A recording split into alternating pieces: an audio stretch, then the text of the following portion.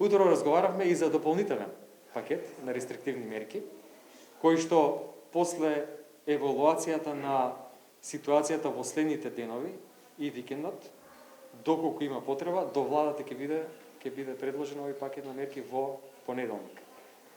Тоа би вклучувало прво ограничување на капацитетот на луѓе во јавниот превоз до 50%, како што беше претходно. Понатаму целосна забрана за секакви настани и крај на работното време на сите економски оператори субјекти во 23 часот. Доколку продолжи овој тренд на зголемување на случаите, овој пакет на мерки, заедно со овој следен кој што треба помине во собрание, мислам дека сериозно ќе го забави, ќе редуцира можноста за трансмисија на вирусот. Ве молам, и медиуми, и население. Самите, ако не си помогнеме на себе, не може да ни помогнат уште 500 доктори, 500 сестри, уште 20 болници.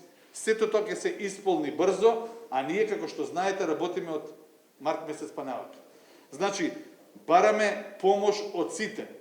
Дали тоа ќе речеме медиуми, дали ќе речеме политички партии, дали ќе речеме широко население. Ја би апелирал на широко на населението.